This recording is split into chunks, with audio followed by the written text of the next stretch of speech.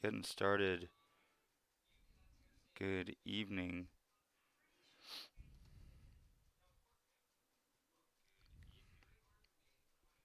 I'm gonna mute my phone.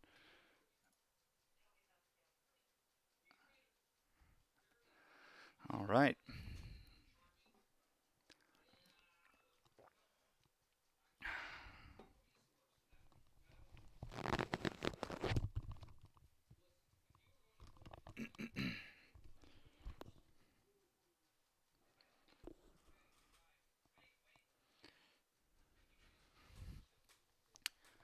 Okay. So we're about ready to go. Hey, Tom. What's up, dude? Dropping in.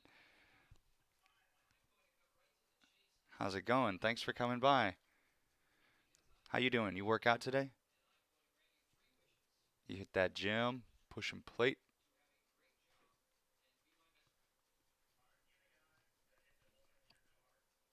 Oh, I don't think I told you. I hurt myself at the gym today. Did I? Were you in the office when I told you that? I mean, I hurt myself at the gym yesterday. Nice. Nice. Happy to entertain you during your meal. Cool, cool. I'm gonna need some tea in a minute. um, yeah, I'm gonna be have short days for a little while because I messed up my left shoulder bad. Yeah, and it's just right up into my neck. It's a bummer.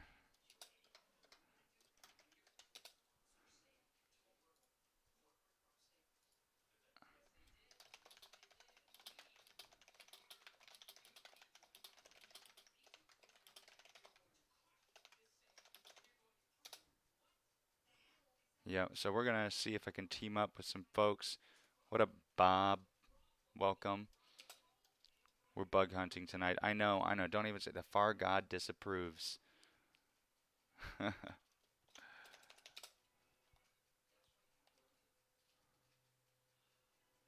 Yeah, that's what I'm gonna do. I'm gonna just keep focusing on the abs. The six pack's coming in, my dude. It's happening for me. That hard work is gonna pay off.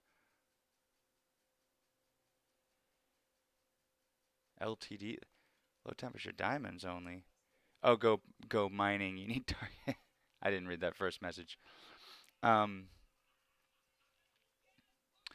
yeah, there'll be some mining going on sometime. We can give you a little fun cat and mouse game. But for now, I'm hunting a different quarry, a less sparkly one. Hey, you guys want to meet somebody? Come here, Norman. Come on, come on over here. Do you want the scarf? Do you want this awesome scarf? I don't think he does. Oh, it's the boy. It's the man. Norman. He's in a crazy mood right now. It's the kitty witching hour. So he's gonna just tear up the place some more.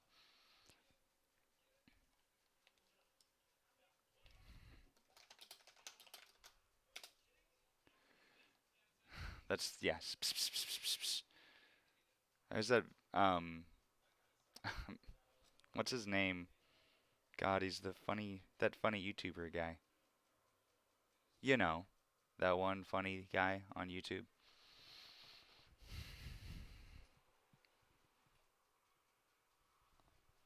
Babe, what's that guy's name? With the jack. You guys are babies. It's not that cold. I haven't worn a coat since I was 5 years old. He's on Comedy Central now. Comedy Central gave a YouTuber a deal. Oh, London's far away.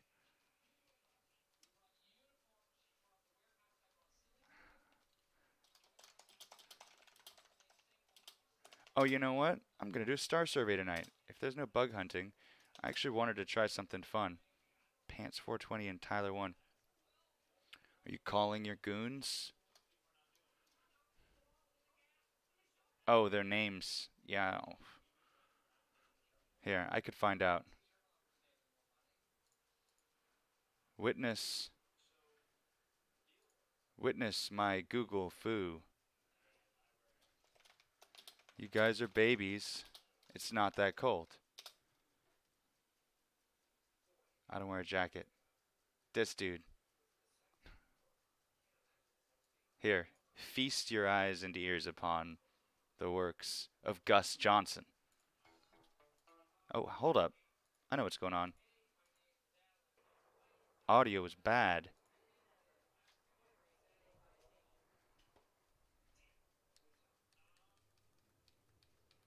Let's see. Can you guys hear this? You guys are babies. It's not that cold. I haven't worn a coat since I was 5 years old. I got my t-shirt, my backpack, and I'm just fine. You chilly little bitches gonna sit and whine. I strut around campus because you think I'm tough. Love it. That guy won't wear a coat. I bet he's cool enough. I do this for attention. I can't pretend. Please talk to me. Anyone. I have no friends. Look at the acting, the raw emotion. So much talent. I just set up Firefox browser. I haven't put on all the extensions that I want, like ad block and all that good stuff. But yeah, even primitiver technology. He's so good. There are just some just creative geniuses out there. I mean, he's not always a winning bet, but I like him. A majestic man, truly. Just banging rocks, just chucking rocks around. So there's something I was interested in trying out in Elite Dangerous, is using a piece of software that I like called Celestia, and using it to compare it against the star map in game. If you've never heard of Celestia, it's actually a really cool piece of software. It is basically like Google Earth for the entire. Oh, hit me with the YouTube name. I like esoteric YouTubers who are diamonds in the rough or no. Sure.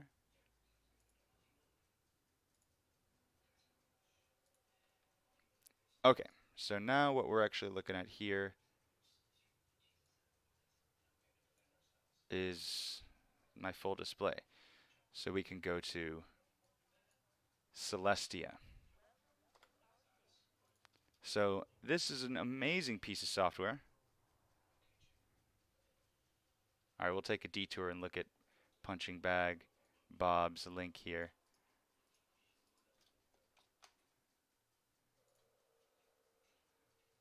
Quick detour, and then we'll get back to the game.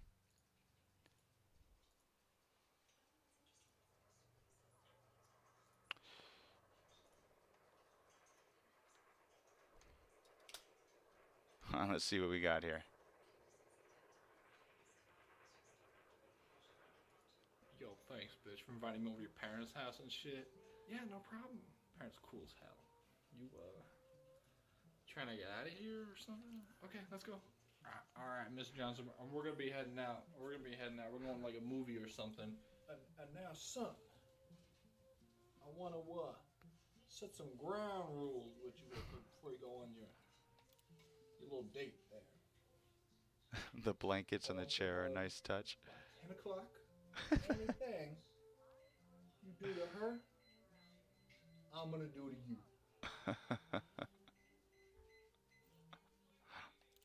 Anything? I do mean anything. Oh dear. Whoa, bro, hands off my pussy. Now you don't admit it. Oh no. That was great. I appreciate that quite a bit. No, no, no, no. Oh, there's a great one. Keeps the doctor away. No, because that's the punchline of the joke. God damn it.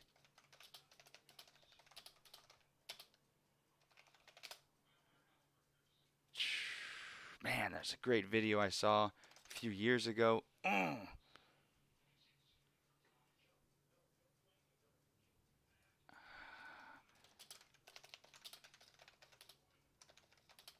I'm doing some crazy Google Foo shit. Nope, nope, nope. See you tomorrow. Apple a day. I don't. I'm giving up. This is shameful. My Google Foo has failed me. I'm running way back to the game.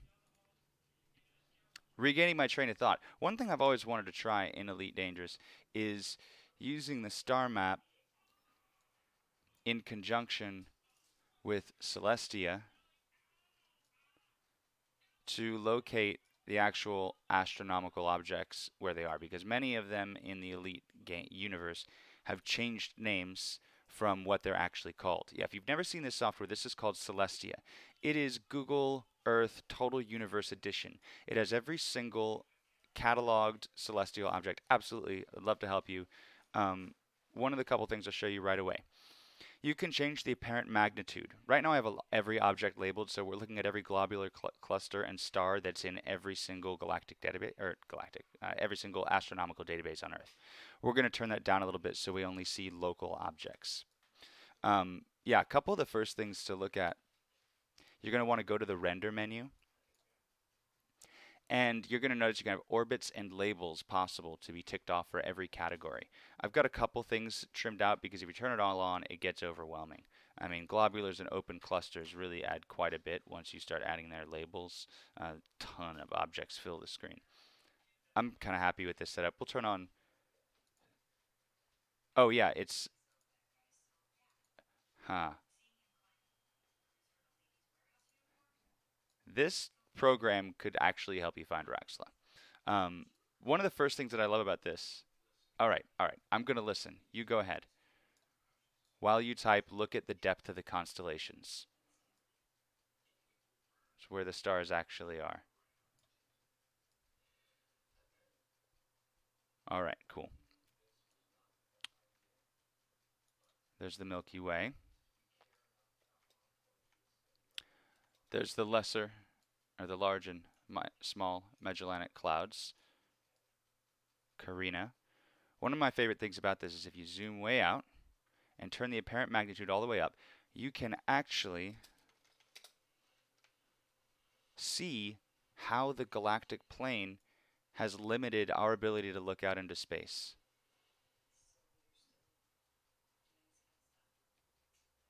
I'd love to help, because I've always wanted to use the in-game star map in conjunction with Celestia to try to find.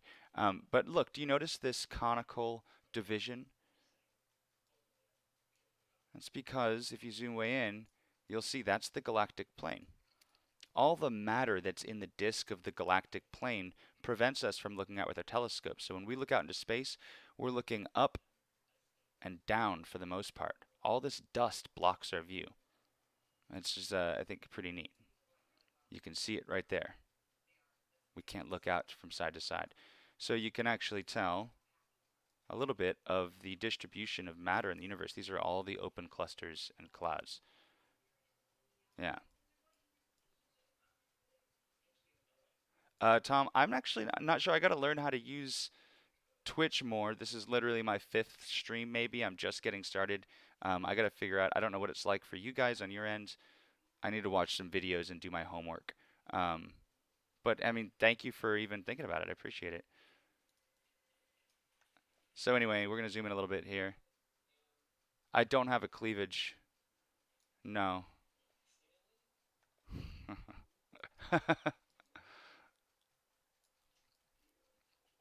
So the problem that we're going to run into, Bob and Smoke, if you're here, is that the names are a problem. For example, I mean, we could start by trying to find Shinrarta Desra, right? Find Lave. All right. Obviously, Lave is not a target. So let's go to game, and we got to find some nearby objects to Lave. All right. So all of these names, Reort, Orer, Uza, Diso, Baijangu, none of these are good. They're all have been added. Where are we in relation to Sol? I think Sol is down that way. There's Vega, Castor, and Pollux. Sun2, Sol. Got it. Sol is down here by Altair. All right. One thing that I think will help a lot is if I go to Sol, I want to fly to Sol, get to Earth's North Pole, because that will help me orient myself when I'm looking around the sky. And then I can actually point target stars and select them. Yeah, Tom, I'm working on the cleavage. It'll come with time. Um, obviously, I want to know. I think it'd be cool to be able to look up in the night sky and point to the star that I call home in game, which I think I'll be able to, as I think it's in the northern hemisphere or in the northern sky. Where are we? All right, so no, let's go back to Lave. I wanted to see it in comparison to Sol. All right, so it's more or less Supé. Excuse me? What? Let's see where this leads. Has anyone seen this happen? Are you guys clocking this right now? Lave.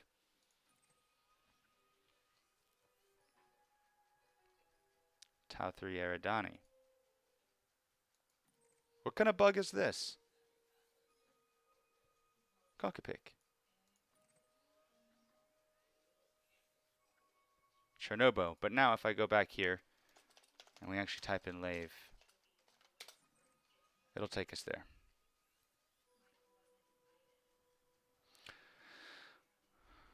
All right, now again, let's see. Lave is going to be towards the galactic north of Sol, I believe. Right? Sirius, Sol. Okay, so Sol. I wish that the in-game Gal map had more like mapping tools. It looks like it's galactic north and up from Sol. I wonder if there are any technically named. We could look for CD349020. Let's see if that shows up. CD-249030. Nothing. Not a cataloged star according to Celestia. There's going to be a fair amount of detective work required. Some dead reckoning, some backtracing. I mean, for example, if we wanted to look for a star near my home system, Mu Array, as it's written here, you can see M-U-R-A-E, A-R-A-E. Celestia parses that out to the Greek, as you see, Mu Array. That's what it thinks I'm writing. So to some extent, it's possible. Oh, we're tracking Sol. To some extent, it's possible that we are going to have to decode some Greek naming even. Mu Array, target, track, go. Oh no, this is it. Mu Array is an interesting one because it actually has bodies in the catalog. So this is a star that we've logged exoplanets around. And you can see, where are we in comparison to Sol?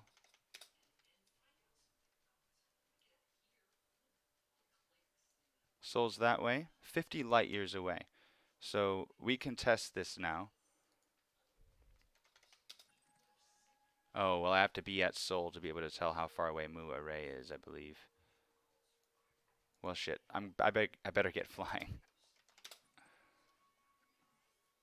That looks like it could very well be 50 light years. So we may be able to, we may have our first, red pin. It's in the wrong direction, but we know that Mu Array in game translates to the Greek letter. It is indeed Mu Array. I'll fly to Sol now to confirm that. I do see some familiar names. Capella, Mabsuda. I think we can do this. A little bit of detective work is required, but we could use this to help us at least get some bearing in some real-world astronomical data. presumably these may have used the same databases that the Stellar Forged used. Some research into Celestia itself could be done, into what kind of databases it uses. Maybe we can update them with more recent data. That may be counter to our goals in finding Raxela. I don't know. But overall, really neat piece of software. I've always loved it, if only for nothing else than to give you the sense of the depth of the sky. We look at the constellations as if they're just two-dimensional pictures painted onto a ceiling. But when you zoom out or go flying back into our neighborhood, you really see that it's just an illusion, and you can appreciate the utter depth of space. And that the stars that we appreciate in our cultural memory through the constellations are just a tiny little piece of the night sky. I mean, it's just awesome. All right, Tom. Thanks, dude. I'll see you tomorrow, buddy. Appreciate you stopping in.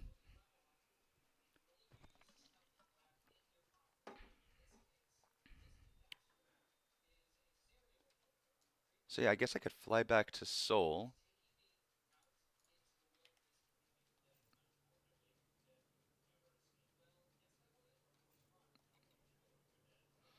Now that my bug hunter's down here in the Witch Head Nebula. I'll leave that there for when we do a squadron event, and I'll be ready to do some bug killing. But for now, I'm going to haul my happy ass back. Let's go to Seoul. Why not? Let's see if we can take a bite out of, at least get some kind of dead reckoning and point us to Lave in a reliable way in Celestia.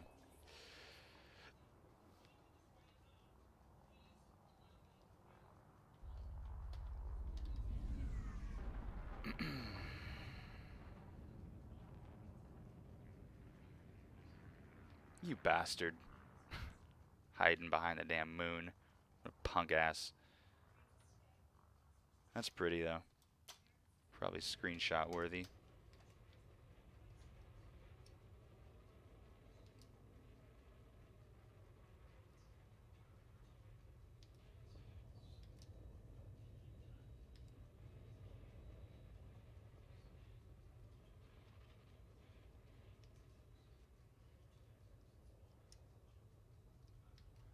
Asps in front of things, eh?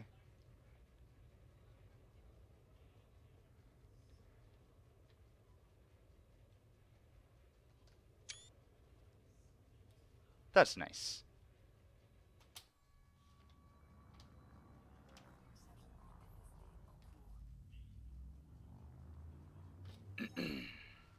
So I was listening to a little science podcast today, and they were talking about something really neat called a xenobot.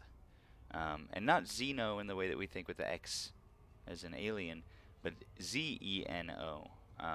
I'll explain. Basically, researchers at University of Vermont, they used a deep learning supercomputer called Deep Green, because everything's green in Vermont. They used Deep Green to do an evolutionary algorithm on very simple machines, programming them to walk in different ways, kind of ambulate and move around. And we're talking just millimeter-sized little machines in a digital space. So they use this evolutionary algorithm to come up with these prime designs of these super basic machines. And then they took stem cells, they collected stem cells from a type of a clawed African toad called a xeno something. That's where the xeno comes from. And then they basically, in the lab, grew these biological robots. The researchers said they're basically like wind-up toys, where they can last for weeks running these very simple programs, crawling in little circles to collect objects into a little pile in the middle of something, or climbing down a tube to clear it of blockages. You could see one of these things someday being used to, they could inject you with bots rattling around in your bloodstream that would need to be collected or cleaned up somehow. These kinds of xenobots made of organic material would just decay and would just kind of get absorbed by your body and recycled. You'd pee them out or whatever. I mean, it's a really cool idea, and it's just exciting to hear that researchers are actually doing this now and making these tiny little molecular machines. Pretty cool.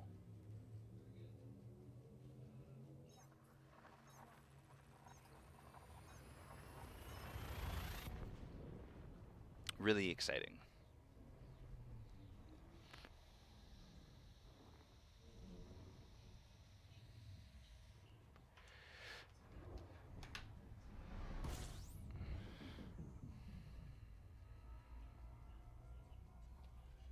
Oh, I should be collecting this data.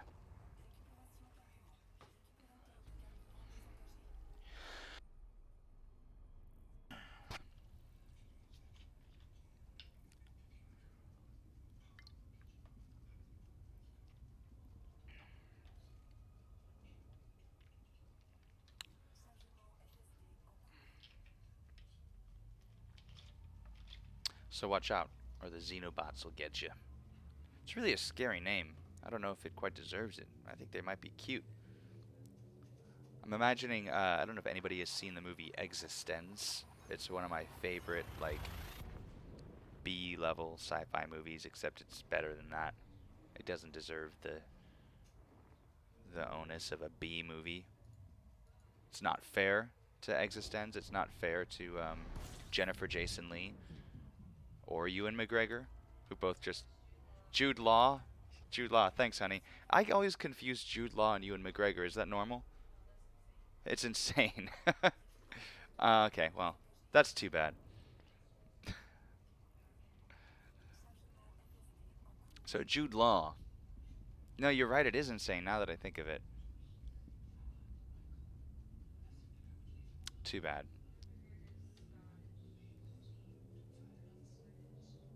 No, Ewan McGregor's got to be Scottish. That's a or Irish. He may be Irish.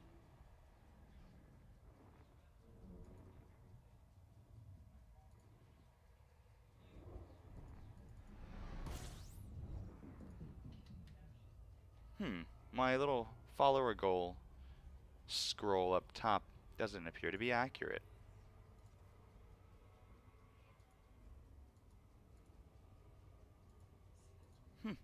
No big deal.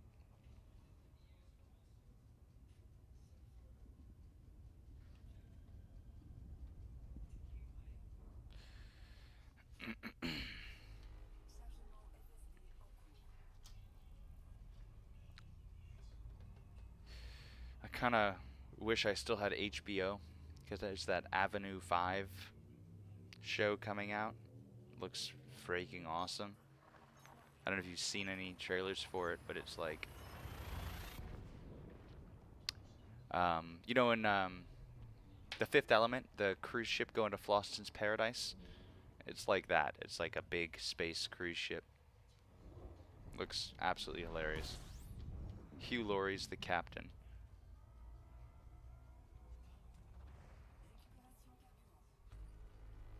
And I saw some really lofty article from like the New York Times or whatever, and they're like, "Oh, this is science fiction that challenges the glossy view of the." I don't know. It was pretty, you know, nose looky.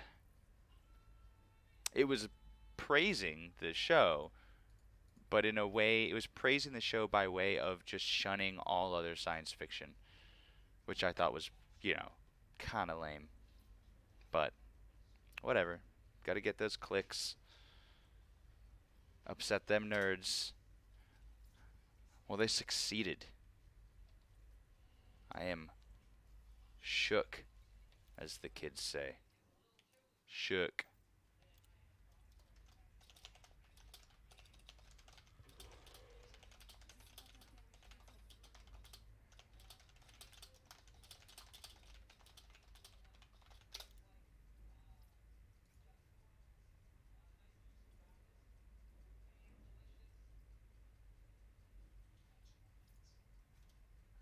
Refueling. Pull up some Instagram. figure if I'm doing this streaming thing, I could just push it real good.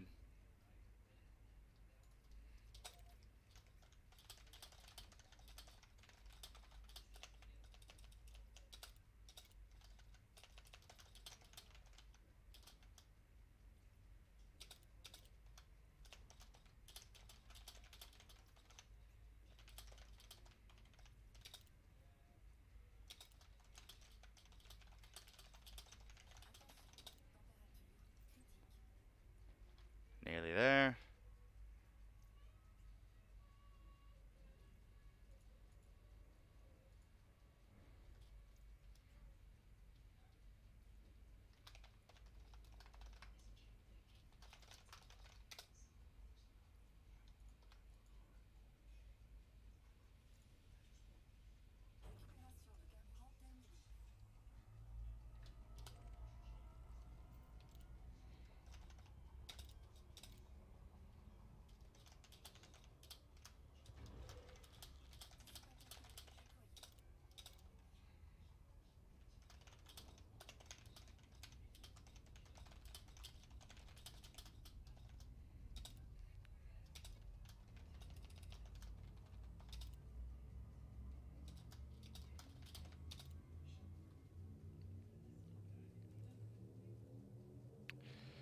All right, I oughta update my stream title to represent what we're doing now. We're gonna do some astrogation, astronomy. How do I do that in Streamlabs? Let's see.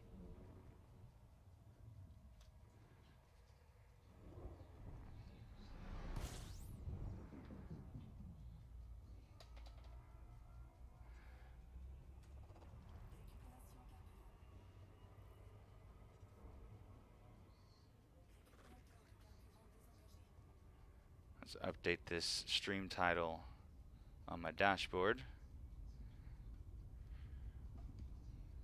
so people know what's up.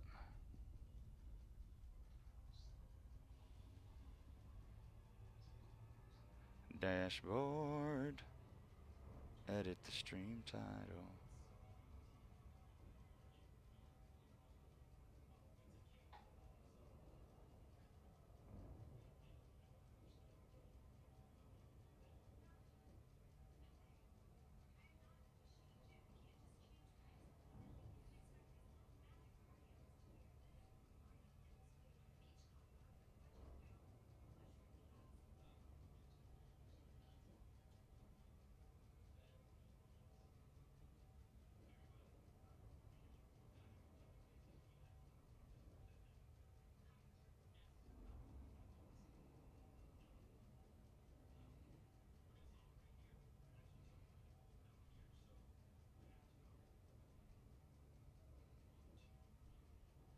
All right, and post. Okay, all right, there we go. I've updated that business. So now, I can keep scooting my happy ass back to Seoul, and we'll crack out some more of this business. So let's get ourselves back to our starting point. Track Seoul, follow Seoul. Oh yeah, we're already here.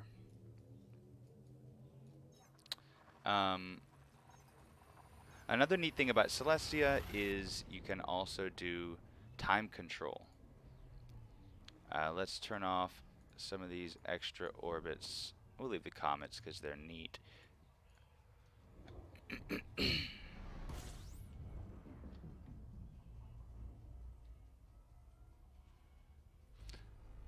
What's up to everybody who's just joined?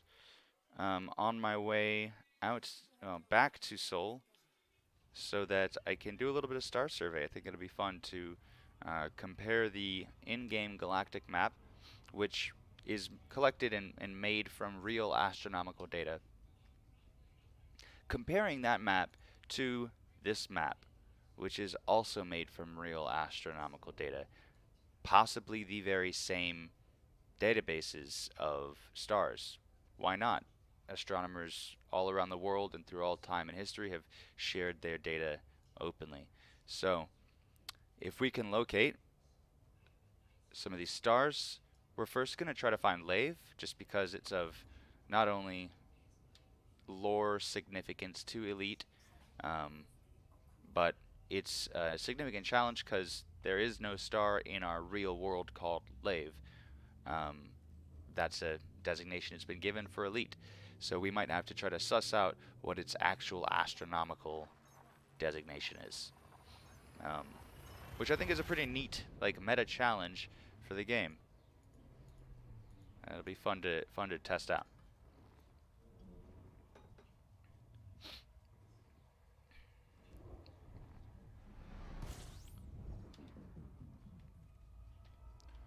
Let's see, what else did I learn about today? Oh, Goldilocks stars. So we've probably all heard of Goldilocks, the Goldilocks zone around a star, that space where life can exist. You know, the habitable zone, not too hot, not too cold. Um, what we're learning now is that there are also Goldilocks stars, which are the kinds of stars that are stable enough to support life for long enough for that life to become technologically advanced. So, for example, a brown dwarf is not going to be a very good star um, for a number of reasons. One, they're not bright or warm enough to produce enough energy on the surface of a world to to really stimulate a lot of action.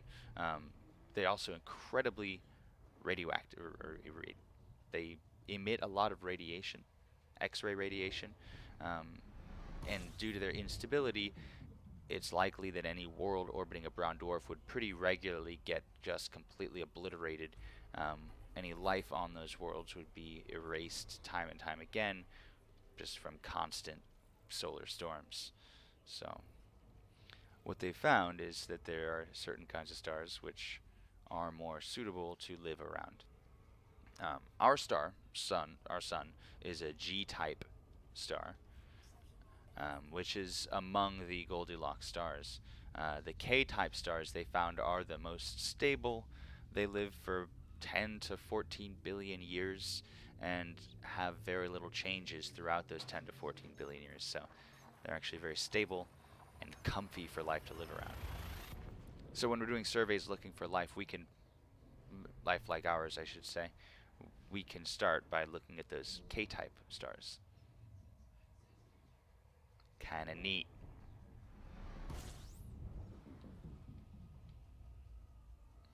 Let's refuel here.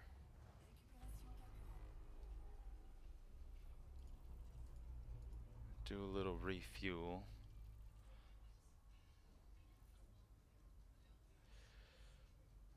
All right.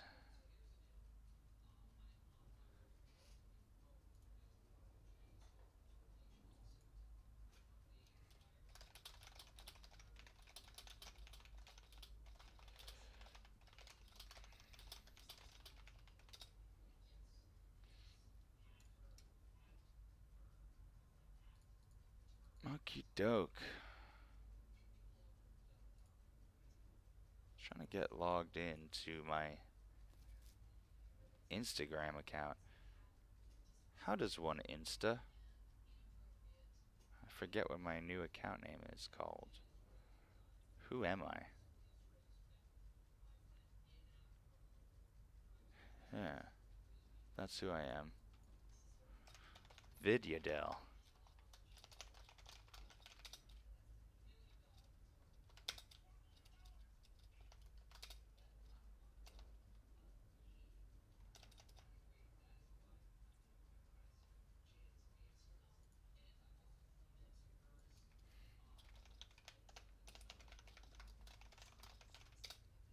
Oh, wait a minute. I remember. I remember what I did. Do you ever forget what you did? I forget what I did sometimes.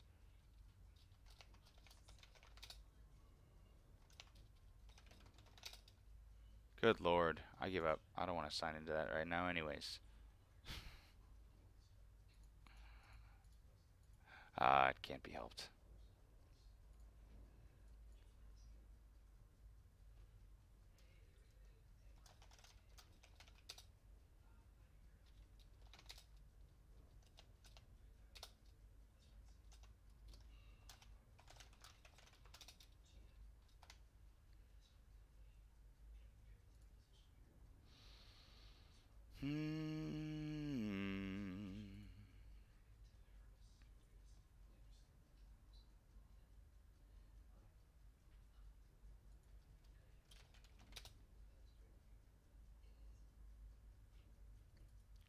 really think that Xenobot thing is freaking cool. Love it.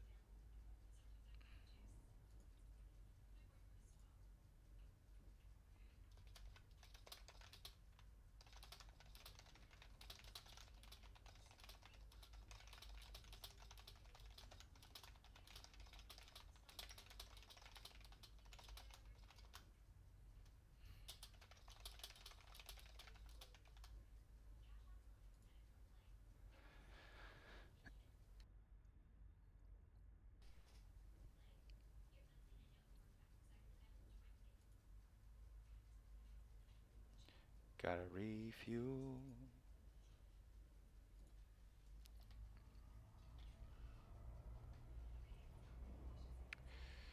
All right.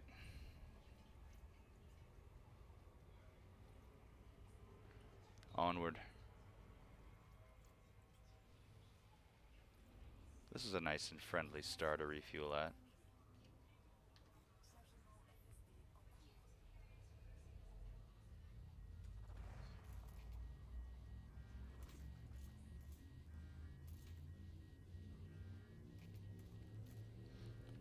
Yeah, if he wants to get a look at it, I think that he'll really like it.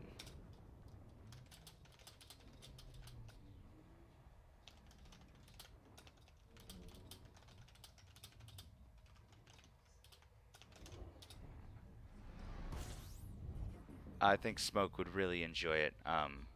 Yeah, get him in here. I'll show it to him real quick. I think I had Celestia probably 5 years. I guess I've been holding out on you guys. I've had it for a long time. I should play with it with my daughter, and we look at objects in the stars and all that.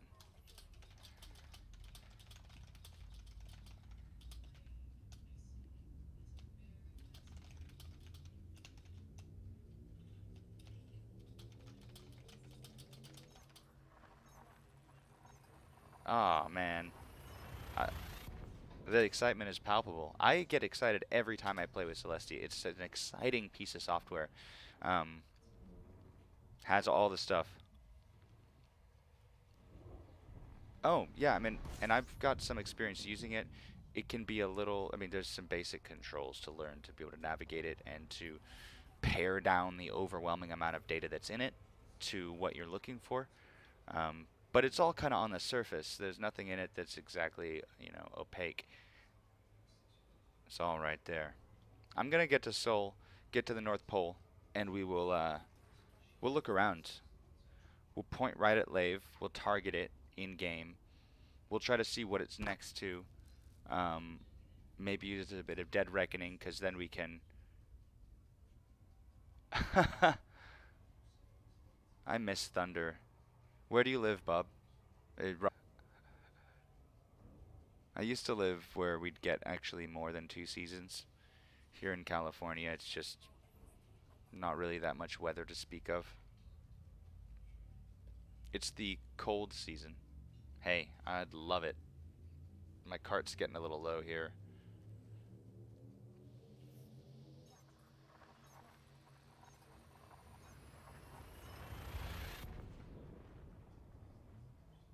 I think it'd be fun to go there. I'd really enjoy it.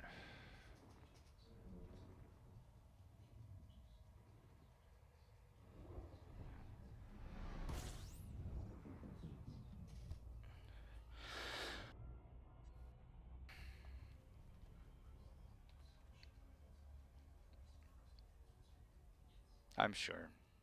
Many places are. Some more than others, though.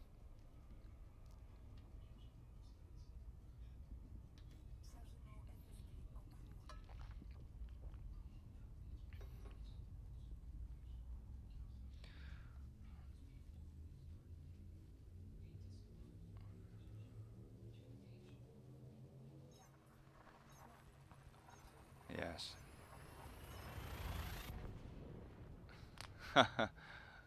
I mean, that's how it is in a lot of places in America, too.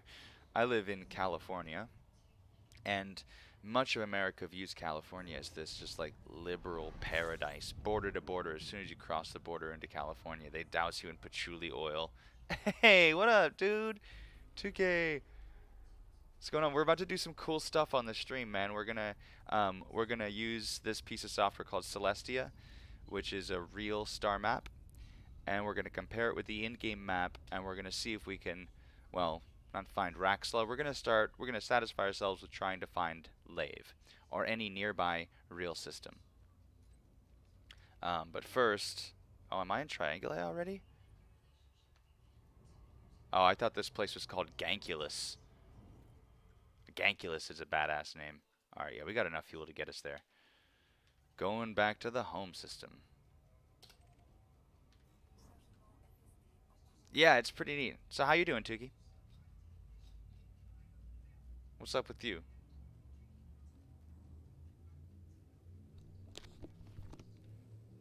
Got a haircut. It's bothering me. Gotta get used to the new length. There's a Bob, there's a being a kid and riding the bus. I used to go to school down that way, and we would every day we'd say, "Hey, do you want to get off on Man Love today?" And we'd be like, "Yeah, let's get off on Man Love," which is a stop too late to go to school. So then we'd inevitably be late to school because we had to stop at Man Love. I mean, we had to get off at Man Love. I always giggle at Man Love. What is that emote? Craigasm. Sorry, is that an emote from a Twitch streamer? Is that what that is? And everybody gets their own emotes? Do I understand that correctly? Because like on my first stream, somebody said you need to get an emote, and I wasn't sure what that means. Okay, everyone has one of those. But it is true, like I can get my own emotes that then I could give to subscribers or something.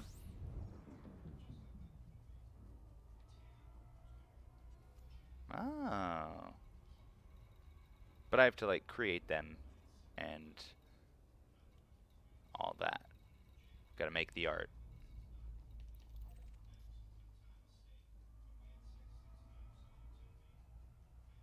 Yeah, I will. I'm actually aiming for affiliate. I think that'd be, why the hell not? I'm gonna give it a shot. It seems fun. I've been enjoying this so far.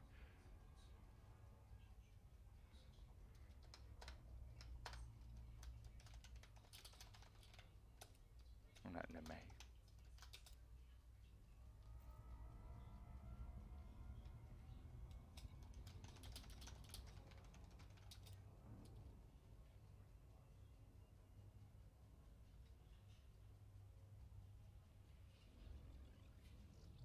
Okay. I mean, yeah, so Streamlabs gives me the ability to multi-stream, so I could put it up to Facebook, YouTube, and Twitch all at once. I don't think my card or my network can handle it. I don't get that much up speed, so um, unless of course they do it for me, right? Am I only uploading it once to them to Streamlabs and they're splitting it and sending it to every platform? Seems like that's gonna add latency. Okay. Yeah, I mean, I don't think I'm tripping.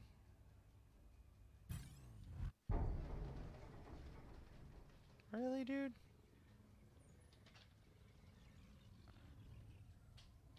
Okay. A friend of mine does YouTube pretty successfully, mostly mobile games. Um, and he came over and checked out the stream, and he actually was kind of impressed with Twitch. He seemed to like it. Um, I tell you, I like it so far. I'm obviously not taking full advantage of everything here yet, but I'm gonna spend a little time. Yeah, I'll say. I did link it. I set it up so that I could share the library, so YouTube will have access to my previous broadcasts, which I think will plug into my YouTube channel. I don't know. I'll figure all that out. If that has to be turned off when I go affiliate, then we'll do it. But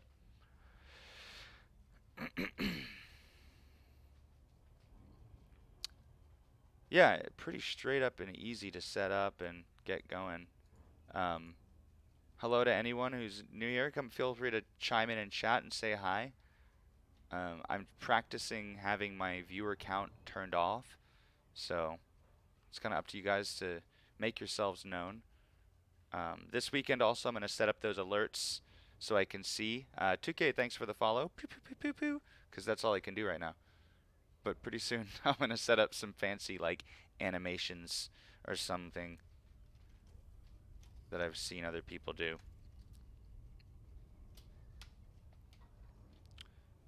Okay, so let's get ourselves to the North Pole,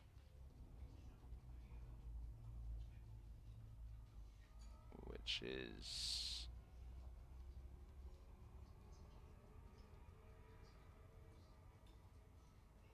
there's a pole. What are we looking at? Australia. All right, we're at the south.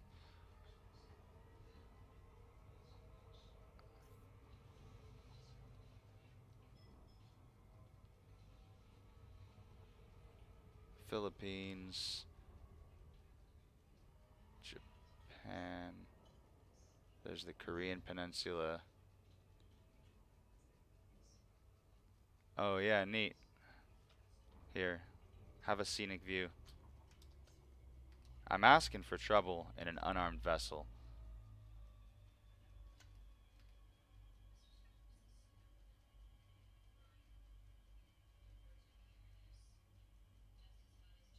Big storm over Asia right now. But look, there's India. Let's get to the day side. That'll be better.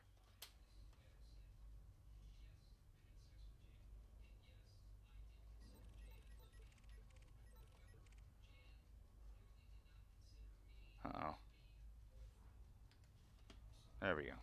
Sometimes the throttle gets all wonky.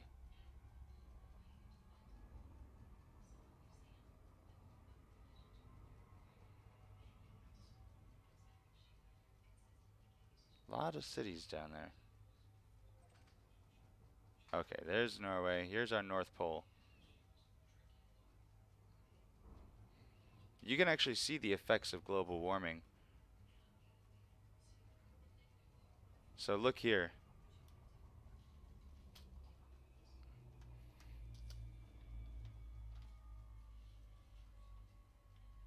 Take a look at England.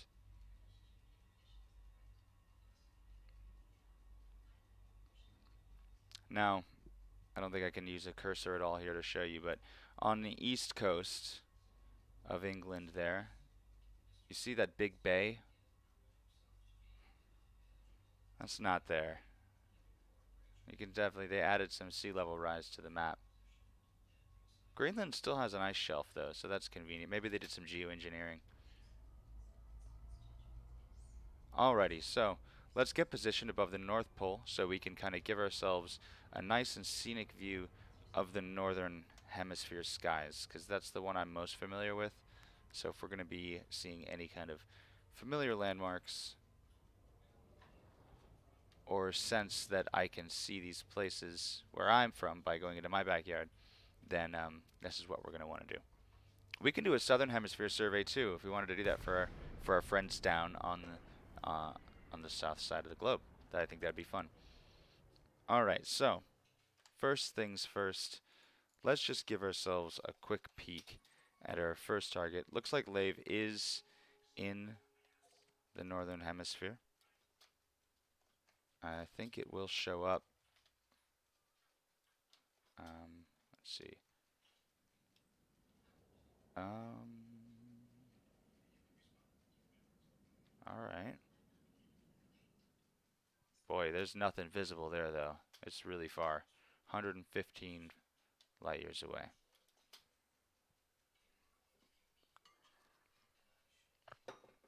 So Lave will not be it will not be visible in our night sky. Certainly not with the naked eye. Don't know with a telescope. We'll see.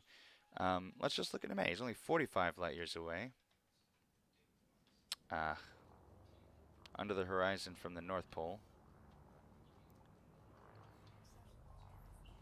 Let's fix that. Yeah, and you should dust off that HOTAS. It's here. Oh shoot, I gotta write a thing. I'm gonna pull up a video and I'll play it for you guys. It's an inspiration for an event that's gonna happen this weekend. Unfortunately, I'm gonna be pretty busy this weekend, so I probably won't be able to make this event, but I will go ahead and put this video up for you guys because I need to write a quick post for it. Oh shit, no, not you, Google Chrome. No! No! No! I'm getting very disillusioned with Google Chrome, let's just say. Anybody else leave the Chrome gang?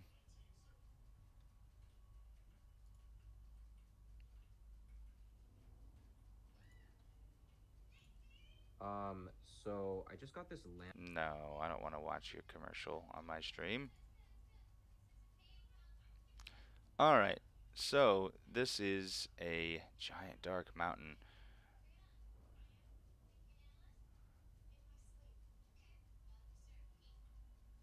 This is a giant, challenging world.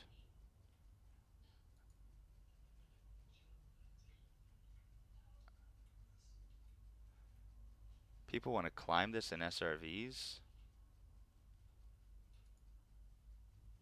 That seems like a nightmare.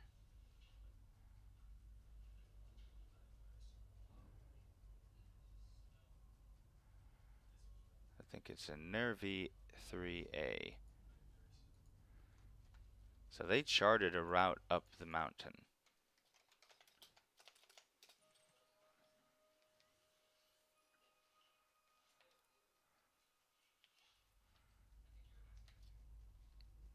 Neat.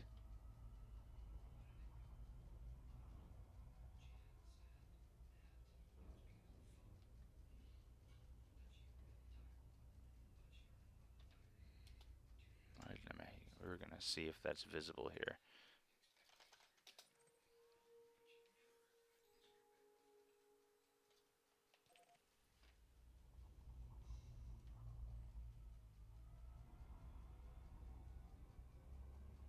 Yeah.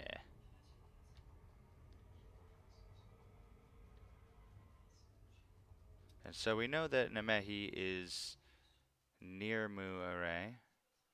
So let's go to Celestia now. And let's have a look. So, let's go to Earth. Ooh, no, no, no, no. Earth. Target and go to Earth. Alright.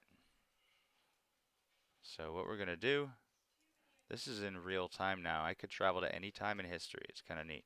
So untrack Earth. Alright, got it.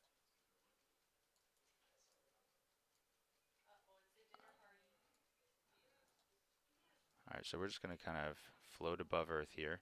And now we want to find Mu Array. And we're just going to track it. Oops. Shit. It's not super helpful, but it tells me what constellation it's in.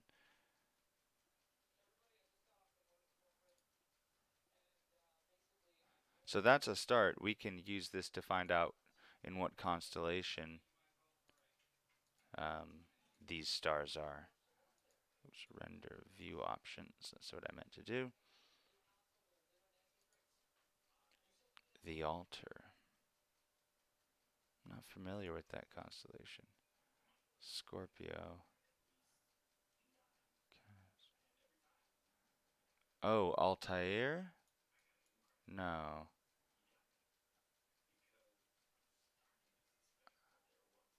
Oh, shoot. We're gonna track Sol again.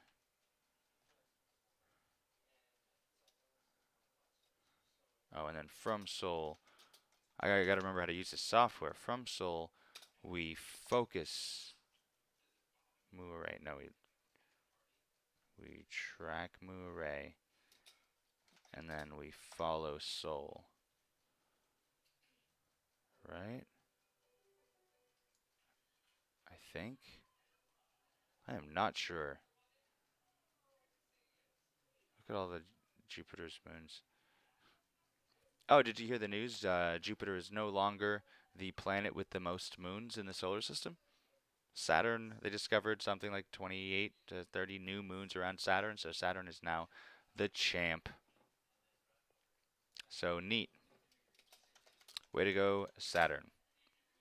Alright, so there's Mu Array.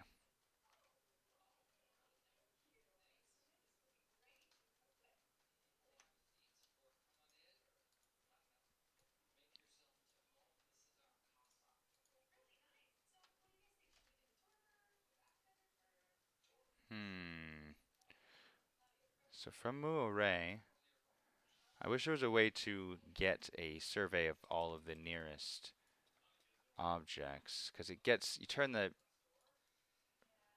magnitude up and it just washes everything out. It becomes so difficult to see what's close by. And even so, there are things here that have names, but are just too dim to show up and have a title, it seems. So we're going to have to use some crafty like moving around here. So Sol is off in that direction.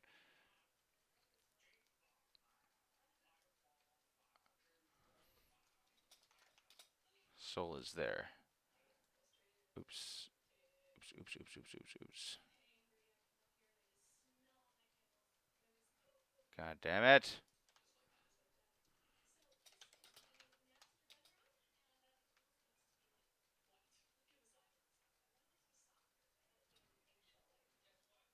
Alright, now.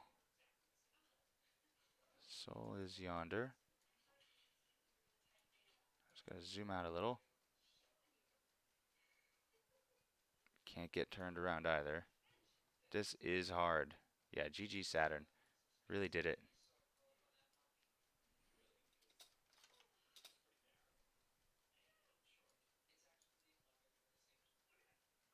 Alright, okay.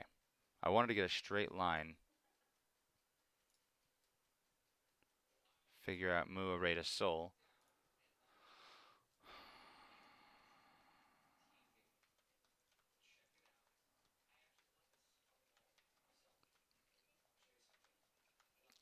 So Neme would be very close.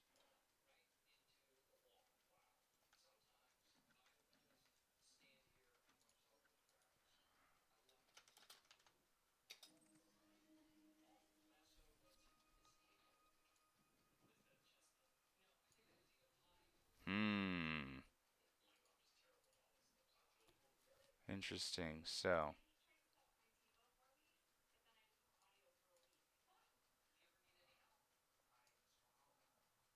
I expect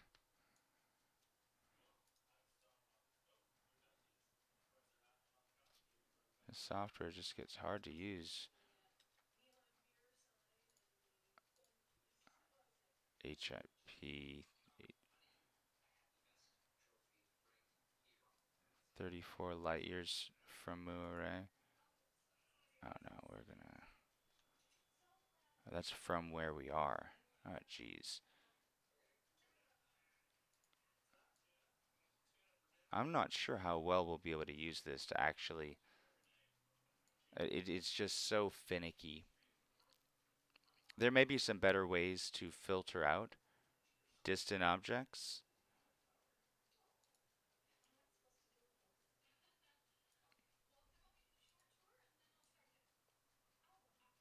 Because it's an amazing tool.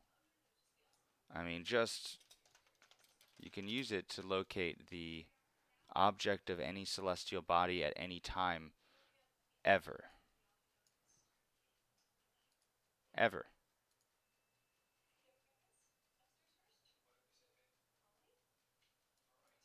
You want to know where everything's going to be on my birthday, the 12th of May. It's not letting me go to the month. May. Okay, I have to do this.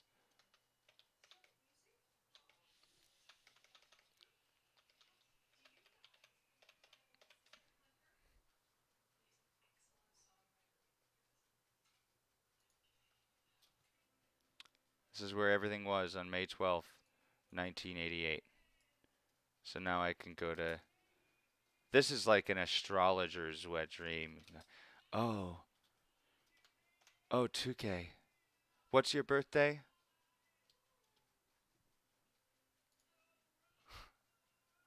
What's your birthday again? Give me that.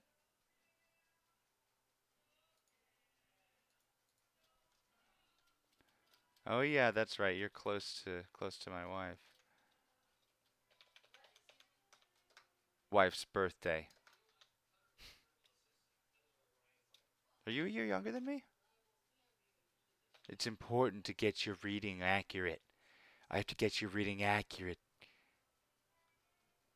Yeah, okay. All right. Real close. Okay. All right. All right. So when you were born, I don't actually know anything about dick shit about astrology. Venus is in the Virgin. So's Mercury. Uh-oh. What did I do? Demo.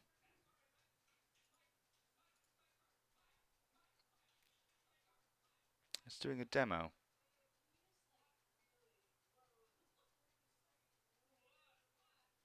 Nah, I don't wanna. Back to the game. Look at this, just sitting unarmed, in open, in Seoul. Nobody gives a damn. So, anyone want to see something in Seoul since I'm here? I can go anywhere.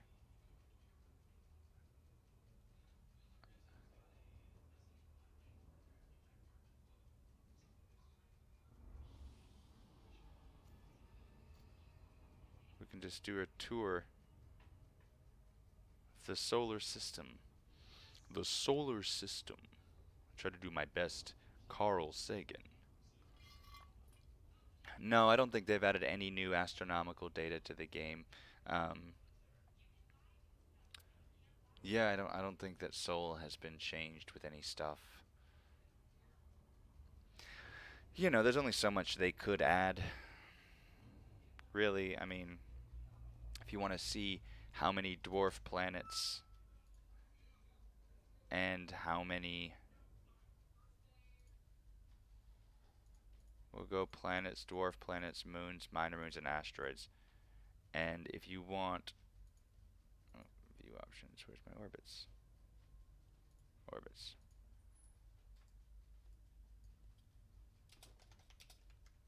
So I mean, look, I mean, this is really, it's a very crowded bit of space, and this is a slim selection of all of the objects that we've tracked.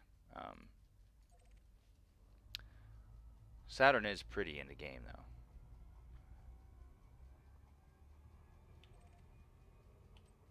They've added some dwarf planets like Makemake and Eros. Can't land on this moon, though.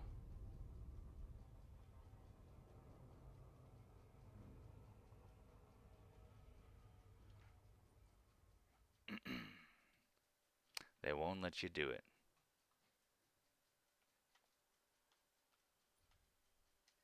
We can go visit Green Mars.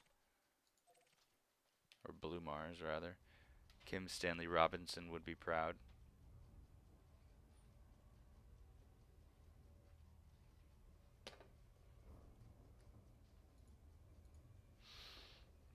On our way to Mars.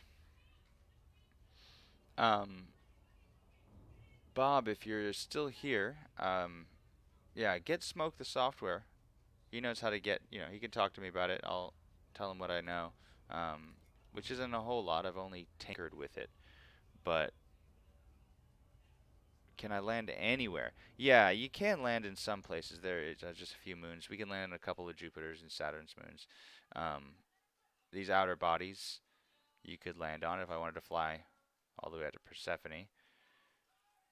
Um, you could land on Charon, but not Pluto. Triton is locked? What does this mean? This red. That's interesting.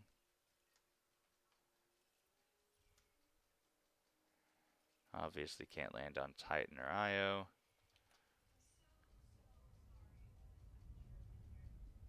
Let's go land somewhere, though. Since I'm here. Triton's not locked? What is that red, what does this mean, then?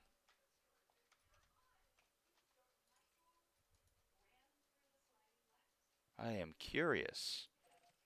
We could go try to land on it.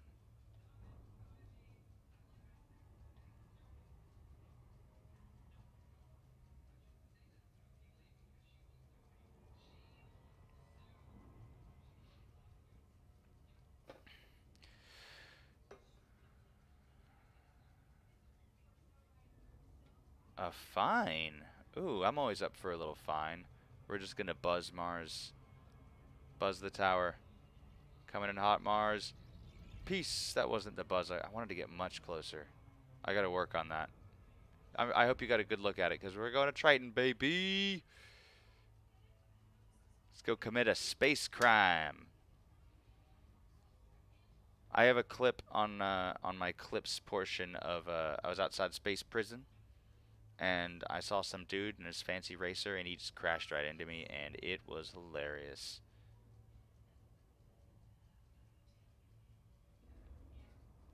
Such a good time.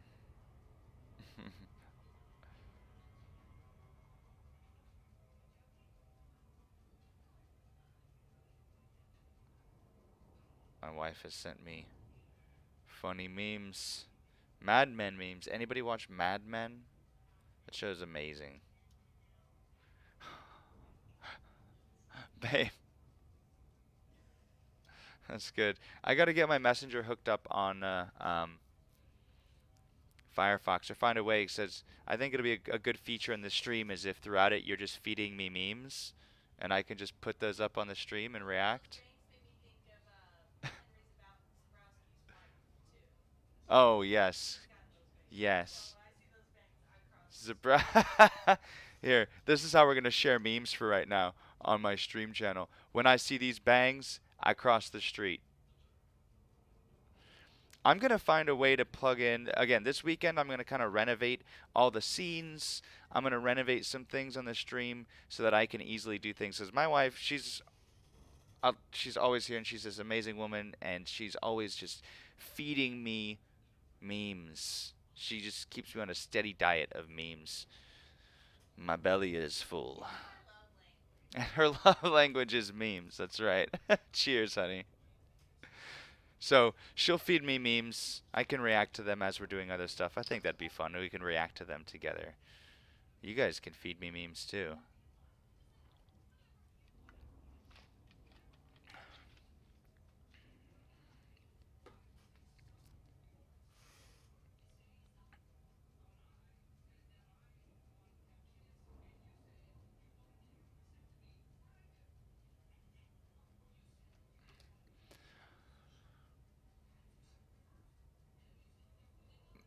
So I wonder if that's just a relic. I don't know. We're gonna find out. We're gonna go and just land on Triton because, dag nabbit, I'm curious. Since we've got a little bit of time, let's see if I can. Let's get the actual data on Triton. Triton radius 1,353 kilometers. Parent time. I mean, you can get temperature in Kelvin. Just great stuff. Uh-oh. Did you hear that?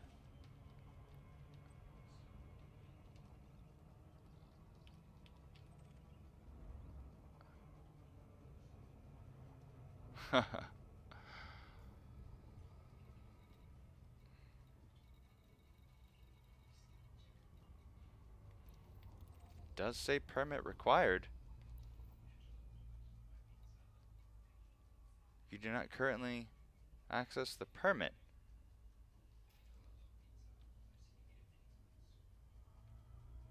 Yeah, well, I was in Celestia. Look at that.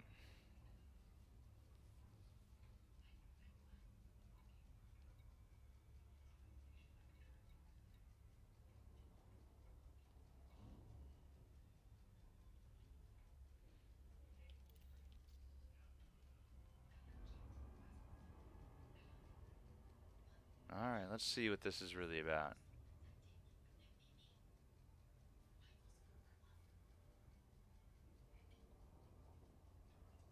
Very curious.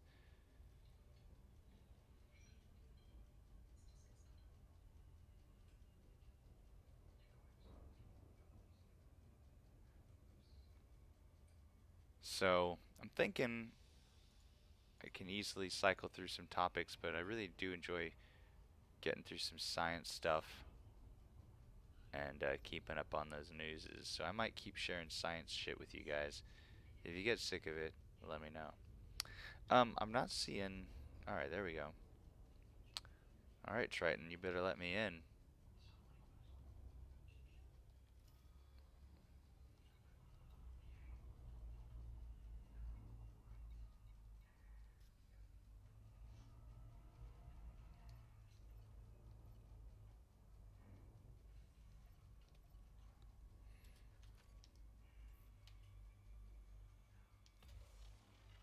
I already have it 100% mapped, huh? I was hoping to get some details on any surface.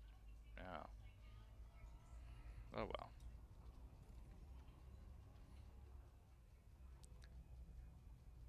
We'll just see if I bounce off, I guess.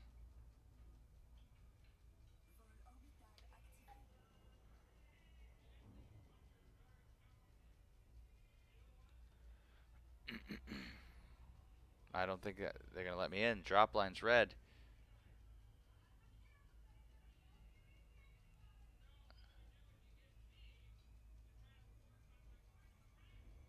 Off limits.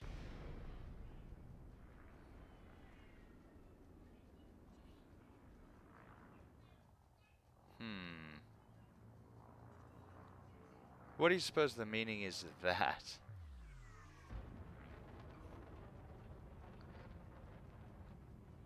Tethys is off limits.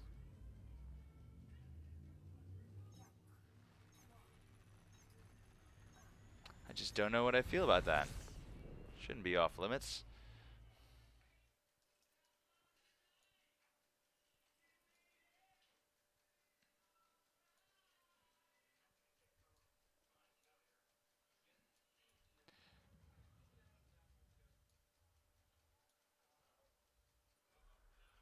Titania.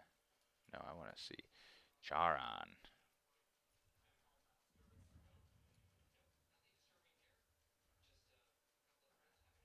Oh,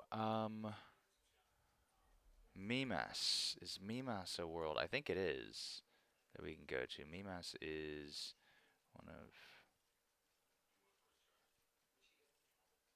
or is it one of these?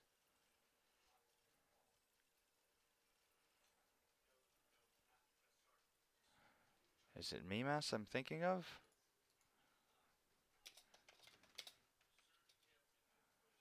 Yeah, Saturn 1. It is Mimas I'm thinking of. Big ass crater. Enceladus. No, no Mimas. That's too bad. They didn't even give Mars Phobos and Deimos. They probably crashed Phobos and Deimos into Mars to make it so wet and green and hot. I'll give them a break on that front. They did a good job with Enceladus and Tethys. Big ol' snowballs. Varying degrees of filth. Dione. That's where I want to go.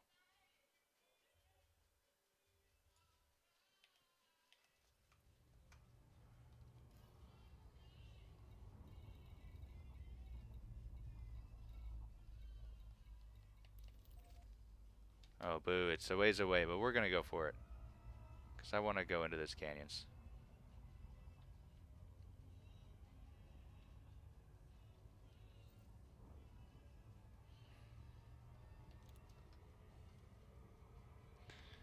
Detonate it triggers all of them. What are you just saying?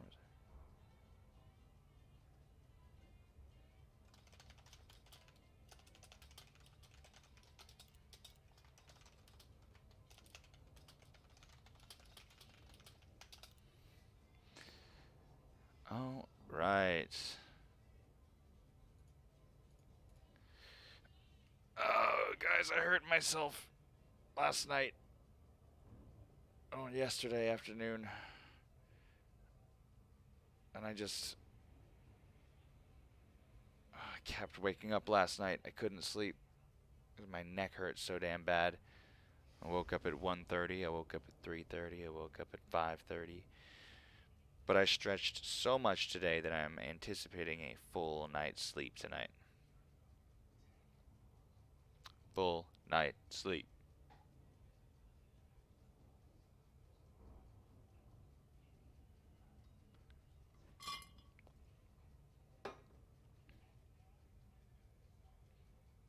So TMG, are you someone from my squadron with a name I don't recognize, or are you a Twitch person who found me? Because I know I have some kind friends who I know from Elite who come and watch, and that's always appreciated. But I'm also curious who's here that is just kind of found out.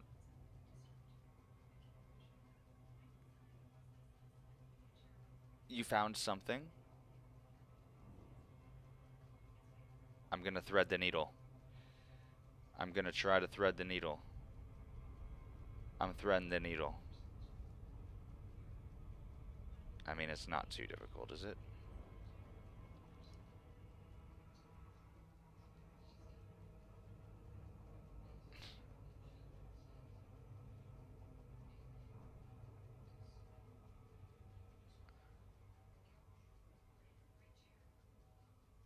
A YouTube link to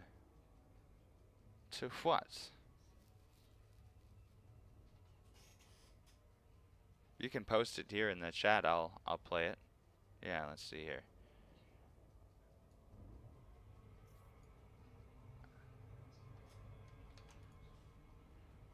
Oops.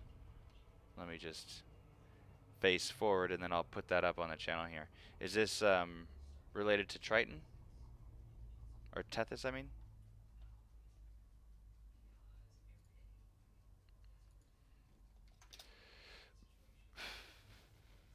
Triton. Why can't we land on Triton? Oh, cool. Thanks for sharing. Let's put this up and see what it says. Why can't we land on Triton? Hey guys, PotTuts Gaming here. In this video, I thought I'd discuss why you're unable to land on the moon Triton. Quick, my wife just chimed in. That's where they went in Gattaca. So, maybe... That's where Ethan Hawke went at the end of Gattaca, is to Triton. Anyway, on with the video. In the game Elite Dangerous, in the Sol system. If you'd like to know more, keep watching. I hope you enjoy. Let's get started. First off, I'm going to go over the basic facts about Triton. Triton is Neptune's largest moon, and is the only large moon in the solar system to orbit in the opposite direction to its planet's rotation. This is known as a retrograde orbit. Triton is a frozen wonderland, exhibiting a strange array of terrain types. Its icy surface has craters, geysers, and rugged landscape called catalope terrain. These all indicate some sort of activity going on inside, and cryovolcanism spouting material to the surface. But one day, Triton will wander too close to Neptune in its orbit. This will occur in about 3.5 billion years, and the gravitational pull of the planet will break Triton up. The result will be a ring system, which, as you can see on Elite Dangerous now, Neptune has already got rings, but that is not the result of these moons being pulled close, as they remain in the game. Neptune's rings may have happened due to some other object collisions in the past, but this isn't why you lot are here. You guys are here to find out why Triton, Neptune's largest natural moon, has a red ring around it in Oh, Elite Nomad. Dangerous. Nice job. So some of you may not already know, but most will, the blue rings around certain celestial objects in Elite Dangerous mean you're able to land on these barren planets and moons, providing you have the Horizons DLC. But this particular moon in the Sol system, which you need a permit for to visit Sol, this moon itself you also need a permit, but it doesn't exist in Elite Dangerous yet. This has made fans very confused and wondering why this moon is so special, and why can't we land on it yet? Most of you have probably researched this, like I have, and I'm still sitting here wondering why we can't land on it. So I've done a little bit of research on my own, and I've got 3 possible reasons why we can't land on it. First off, the most obvious is, and the most likely, is being used for the first ever atmospheric landing, as so far you are only able to land on planets and moons with a minor atmosphere, 0 plant life, no living creatures, and not even breathable air. So Triton is a great candidate to start off with, Well, as that's a it bit has obvious. thin atmosphere and high gravity geysers which could support life. The second reason why Triton isn't available could That's be a down to the reach. Frontier development team. They could be just simply be using it for tests, like creating atmospheres for future use, or maybe creating some sort of new alien species. This is the most unlikely outcome though. Yeah, as I don't know think where he's Frontier getting would alien specifically pick species- this moon from an a ordinary new moon alien like Ours, species. for instance, to start doing random tests, and also placing a red ring icon around it, implying you need a permit, is too obvious. Lastly, maybe there is a permit. As I said, there is no permit for Triton, but just maybe there is something that no one has found out yet, that maybe unlocks the planet and reveals it is being riddled with Thargoids. Now that would be a shock to think they came from Triton all along. But guys, make this how you want it. I believe it will be the first ever landable body in Elite. I'm not sure he said too much of substance there. You know, there are a number of mysteriously permit locked systems in the game that are, as of yet, completely inaccessible and probably will remain so for who knows how long. Some people think that these are systems where FDev goes to playtest things. No, yeah, we have 2 alien species. I'm just not sure. I was just saying that it's a bit of a reach for a third alien species to just. There's nothing to go on that to suggest that they're planning another alien species to be revealed within Sol, of all places, when you've got the entire galaxy. That would be very surprising. I am anticipating the Guardian constructs to come in as a third new player. We may discover that the Thargoids have actually been running from the construct and not necessarily invading human space. Of course, upset at what we're doing to their meta alloys.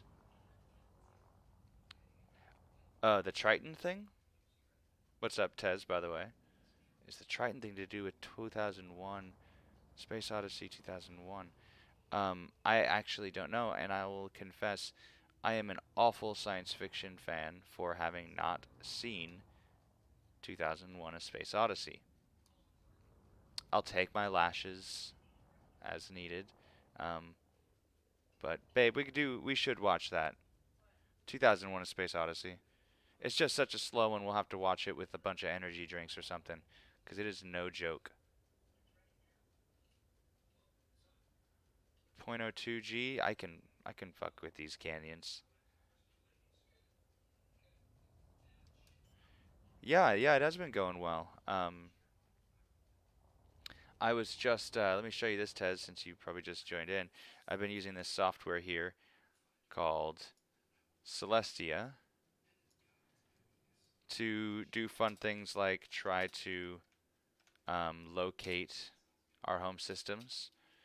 Don't LHS 3836 does not exist by that name in the stellar data as we have it here. But we're looking.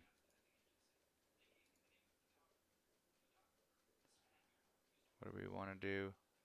We wanted to turn on constellation diagrams. Yes, we are accepting applications. Those noobs are grateful enough to want to sign up. Where are you at, Nomad? good on you, man. Thanks for trying to get people. I'm glad you saved him. First off, sounds like they needed it.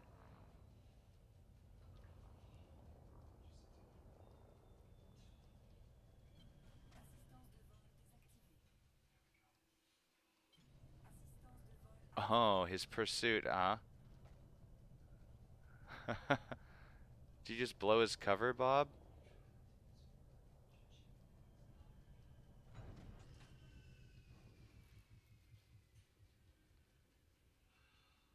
How's he gonna find me on the surface of a world? Is that even...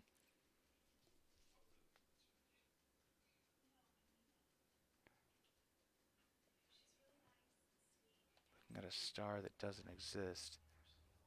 Is he actively pursuing Raxala still? Or is this just sort of an idle fancy that occasionally flares?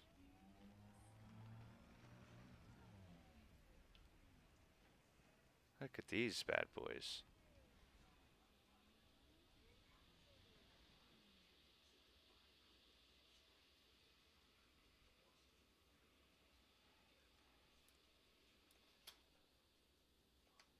Huh.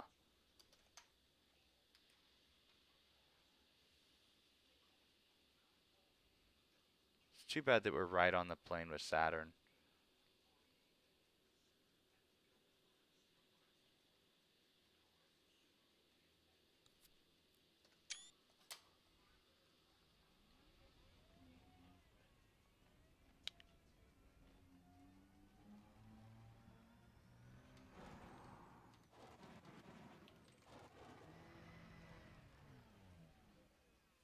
Okay, cool. I'll accept right now. Are these two real life friends that are joining up? Hey there. Chalnost and Septic Mist. Cool.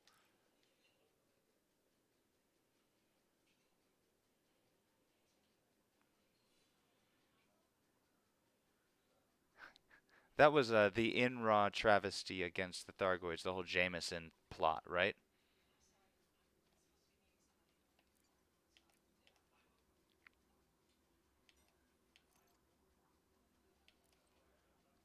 Bob,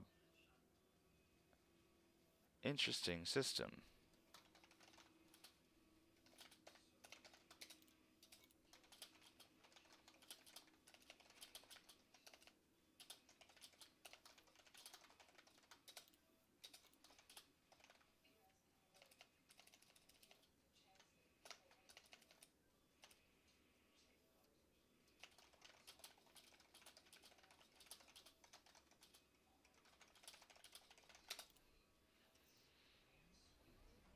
Alright, let's just dive into this canyon. You know why? 'Cause YOLO! Let's see if I can make it clear to the bottom. Bob, I will tell you this. I have seen a lot of funny looking stars on the star map that seem to be there but don't. There's one right next to Nemehi. Oh dear, this is gonna hurt. Oof.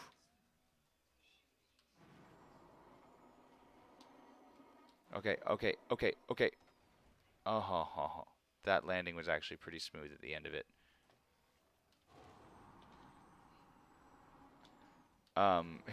Yeah. I'll show you. Hang on. Let me just get out of the pit. So, oh,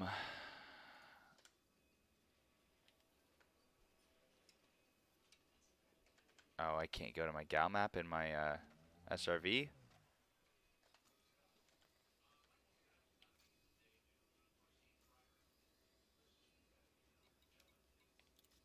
Oh, my shortcut wasn't working. Anyway.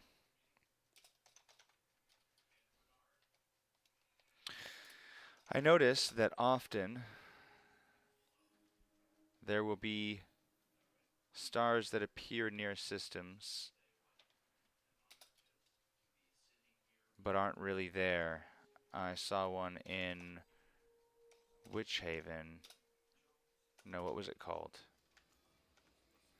Shoot.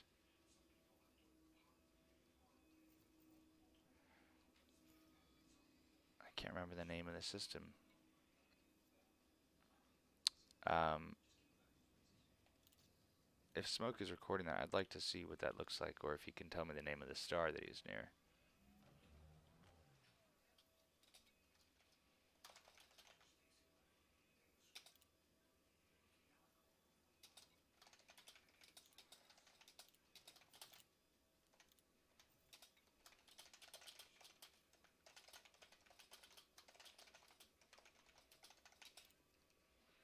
Hmm.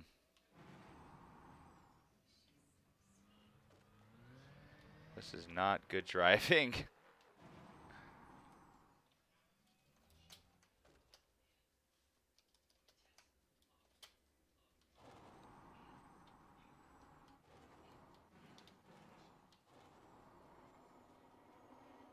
I really fucked up going down into this canyon, boys. Not wise. I just need to die a decent death, don't I? SRVs can't do silent running. Oh wait, here we go. A way out. Freedom.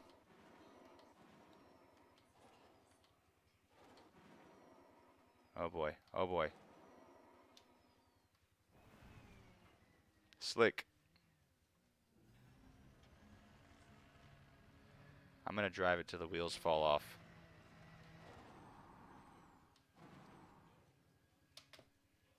Oh. Nope. Bad. Bad.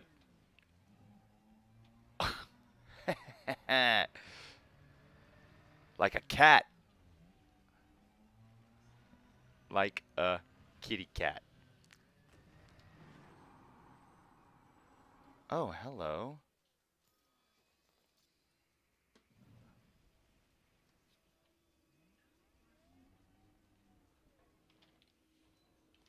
Nice. Nothing actually here for me, though.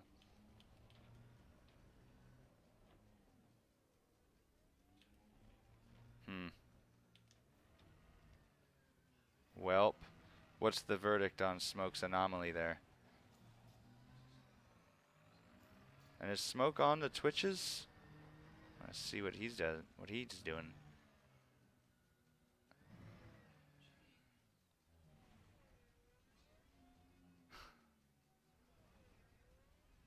I've seen them before where in the gal map there'll be a star right next to the star that I'm at, and it's there, and clearly it's not the second star in a binary because the system I'm in isn't a binary or whatever. Like, there are obvious reasons why it can't be one of those. Okay, streaming on Discord. Cool.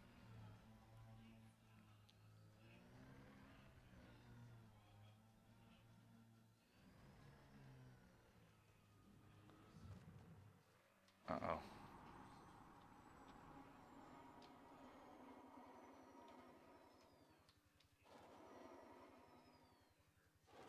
This is how we choose to go.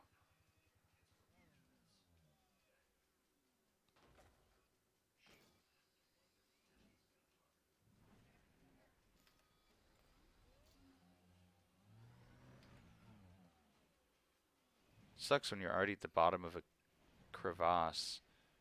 There's no way to, like, easily fall off and die. You gotta launch yourself back up to die.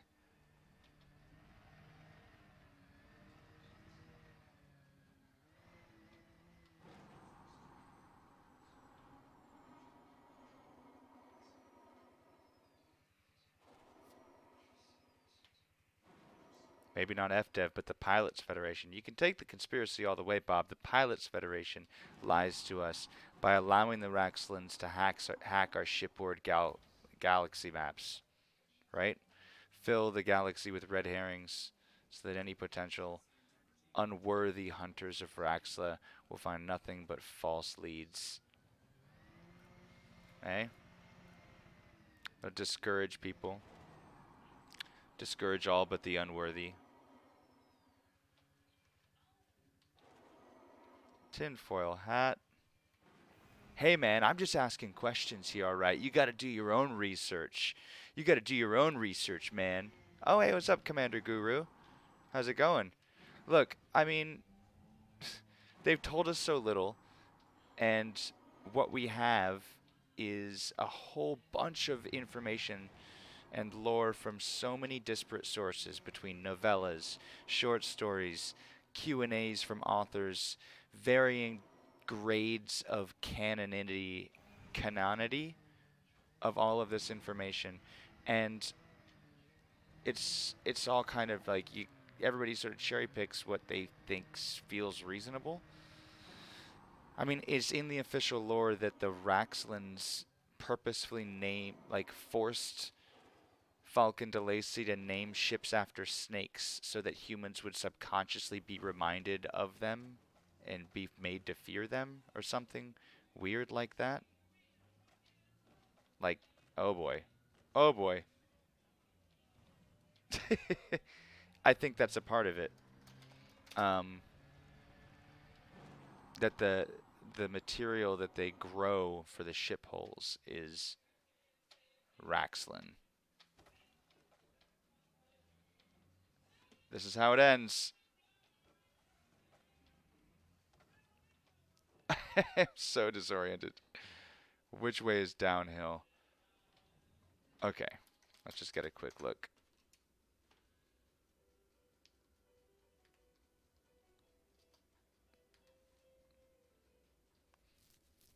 So, Commander Guru, you like that theory that the Pilots Federation is conspiring with the Raxlans to help conceal it? Because there are dubious links between the Pilots Federation and the Dark Wheel. That's the murmuring, are that they may very well be just considered one and the same. One influences the other. That's right, Reverend. Yes, indeed. This is purposefully a suicide run, though. We're here to just. I landed on top of the canyon rim, and then I jumped into the canyon for funsies. And now I figured I'll just take the fastest way out. I just didn't want to die on top of it. Yeah, let's get down here. Yes, this is it. This is it. This is how we go out, boys.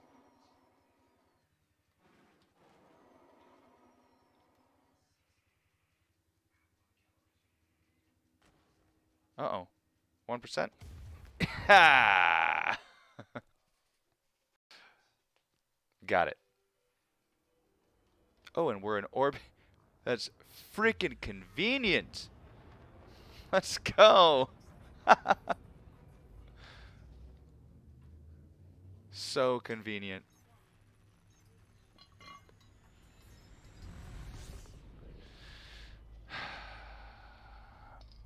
Right. The Dark Wheel, right? The novella. I'll tell you what I have. I'm going to post a link into the chat here to something. I don't know if you've read it. It's called the Holdstock Report. Let me pull this out of my Discord here. Hang on.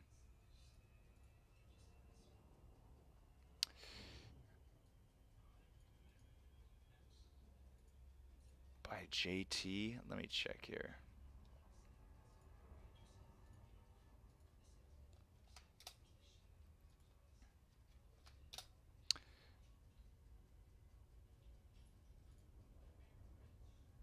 Oh, the Children of Raxla. Public access. Yeah, by JT. That's correct. 89 pages, actually, sir. Oh, I'm sorry, no, 76 pages. It's phenomenal. It is a compendium of every single piece. Oh, good, good. I really appreciate the work he put into this. It is such an incredible document, and another one of those testaments of how Elite lives on the support and engagement of the people who like the game. If it weren't for people like him and for people like Smoke and Exegius, I mean, have you seen ED Trainer? ED Tutorials, rather? This is such a cool thing. This website just contains everything that you need. So now instead of saying, "Oh, you want to you want to mine? Well, you go to this Discord and talk to these people and look at their infographics and go to eat. Go look at this tool. You have to like get everyone's opinions about stuff. Um, Trying to compile ultimate guides to just where you can get all the information that you need. So if there are any new players currently watching, or if you know any new players, the this is a cool website. I think it's really neat.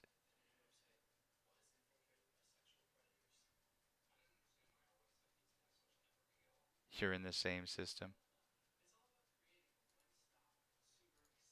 Where? Seoul?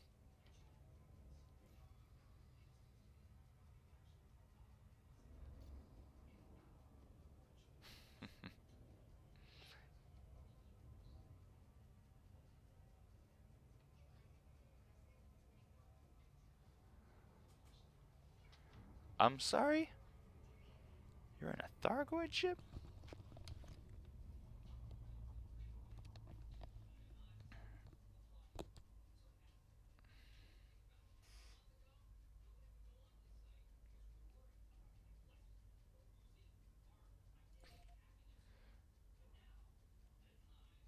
Yeah, I mean, I can't handle anything in this ASP.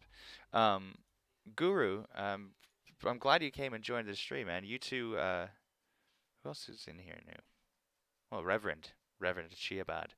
Um, a little earlier on, I was talking about some cool science news and stuff. I'm gonna try to make this a regular thing. As you can see, I'm brand new to streaming, so trying to figure out how we're gonna do stuff.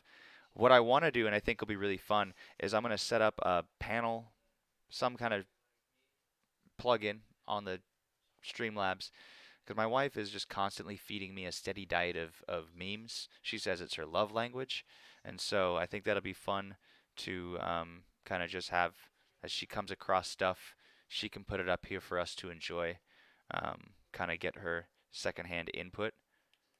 Me, I'm always an open baby.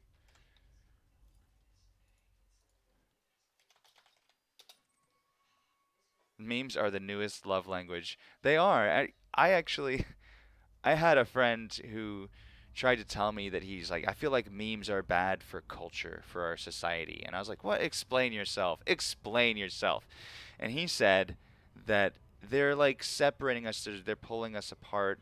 And I couldn't help but argue the complete opposite. Like, let's just, for example, I mean, I feel like memes just open up different experiences to other people.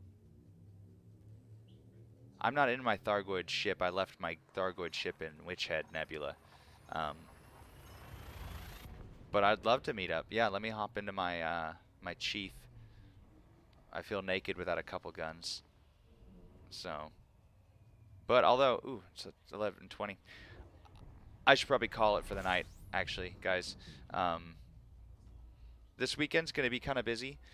Tomorrow night I've got to go to like a pre-party shindig for a work event that's happening on Saturday morning, and then Saturday night I have another addition to that thing. Um, but no, TMG, we're not, it's not on for tonight. I'm gonna call it here in just a few minutes, but we're gonna chat for a couple. Any sort of development pulls us apart in a sense. It changes us. Yeah, absolutely. And as you say, any development pulls us apart in a sense. And over the past 200 to 300 years, socially, technologically, we've experienced a blinding pace of developments. And I think that memes are the best and latest technology that we have in closing the gaps that those developments inevitably create. Perfect example. I live in America, and so racial divide is something that you'd have to be a moron not to see. Um, Black people Twitter, which may at the surface seem like an exploitative thing for a lot of suburban, cloistered white people to enjoy. What it's actually done is taken the Black American experience and packaged it in a way that white Americans who might not even know any black people because of where they live or the school they go to or the lifestyle they have, they're able to actually ingests a an emotional and a narrative experience that is completely outside of their own. Like the Black people Twitter has become a way that people become inoculated against their own prejudices by experiencing something. Well, no, because I mean, like the Black people subreddit, is white people posting Black people Twitter, but Black people Twitter isn't cultural appropriation. That's a people, developing their own culture through social media. Um, but yes, there are degrees of cultural appropriation, or even, I mean, I don't know if you know your history, but there's, a human zoo aspect to it almost as well, where there's always been that let's have a sense of voyeurism on the thing that is strange to us that we don't understand. We can watch it, we can study it. I mean, communities that we disagree with. I think we all should. You should be well versed in what people who disagree with you think, and why they think it. Not so you can more readily defeat them in an argument, but so that you can more readily understand your own beliefs and perspectives. Yes, keep talking. It does scare me to think. I mean, I'm guilty of it. If I think about, let's just take a prime example, a flat earther. How do you get through somebody who has abandoned any awareness of cognitive dissonance to the degree that they really believe that NASA has armed guards protecting the sea ice wall, and that the entire aviation industry and every boat captain in the entire world for all of human history have been paid off by the liberal elite? Like, I don't get it. How do you? So what I'm saying is I'm guilty of kind of going like, well, how do you talk to that person?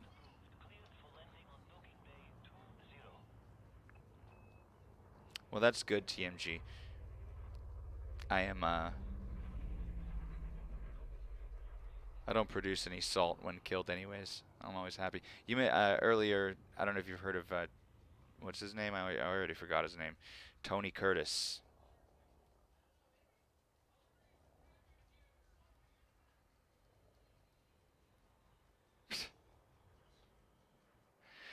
Yeah, Bob. I mean, sometimes it feels like that's got to be the way. Oh, thanks, DX. Appreciate it. I always check it right before bed, but man, that's great. Bringing him in. Jacob, Elsie. Hey there, an old player who started. Ah, a return player. Fantastic.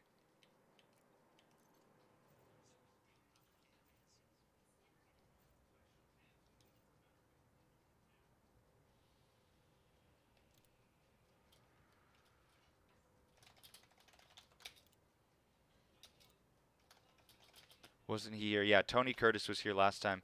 He might show up again. He usually shows up just as I'm going to bed because he's like, "Hey, where are you? What game mode are you in? Hey, little boy, what you doing?" He's such a little stalker because he wants to just stream snipe and he sent me a couple videos of him just ramming unarmed explorers with his crate and them freaking out and be like, "Fuck you, man." He loves that. So he came in here doing this. Hey, little man, what you doing? So I said, hey, let's just go meet and have a fight. And he beat me, of course, because he's got a nice crate. But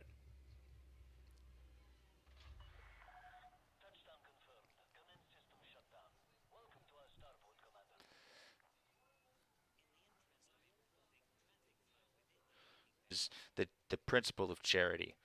Anytime somebody says something to you or makes a statement, it is the ethical thing to do is to make the most charitable assumption you can about what they're trying to say or why they're trying to say it. What's up, Yopper? Welcome. You made it here. Yeah, bring it, DMG. Bring it. Pull up on me. um, but yeah, that's Iron Manning. I don't know the term Iron Manning. What is that? Enlighten me, please.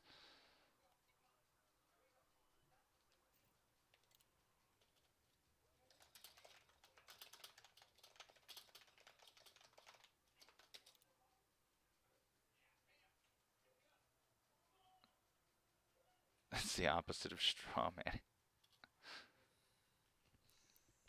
Yeah, no, we could totally ambush the hell out of Tony. I wanted to give him a fair chance just 'cause, like I said, principle of charity. And it doesn't cost me anything but if a couple million credits if he kills me. Who the shit, I don't fucking care. So he seemed oddly uncomfortable with the notion of just meeting me to have a fight. He didn't seem to care that much for it. Oh no, he says he already said, "Oh, I'm not that good at it." And I said, "I know you're not that good at it because you wouldn't be stream sniping if you were." He beat me because he's got the best. He's got the meta PvP crate, and I just had a PA chieftain. So,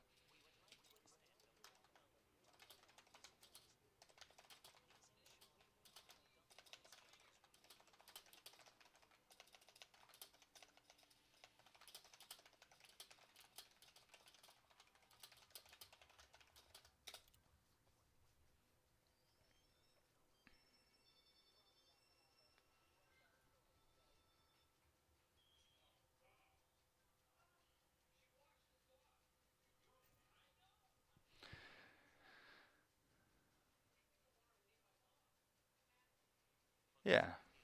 I mean, I even in my chieftain, I put up a pretty solid fight, I think. I think it's like 1 hour and 54 minutes in my last broadcast. If you wanted to watch it, you could see what he's got, what he's rolling with. Um, it was a pretty good fight. I think it was, yeah, 1 hour 54 minutes of yesterday's broadcast. Um, but it was pretty good. I'm proud of what I was able to do with the ship that I had.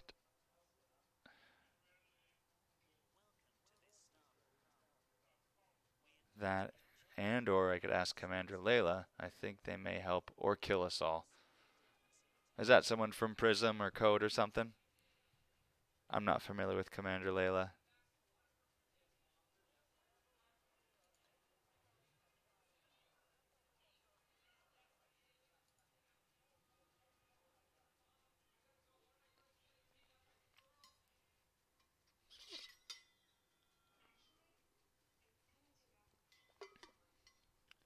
Oh, Bob, I'm sorry. I just took a minute and read enough of your. It's late. My brain is starting to turn to mush. So that's exactly right. Okay, so I've never heard it called Iron Manning, but I think it's an ethical way to argue. True. Um, and it's easily done with asking questions, right?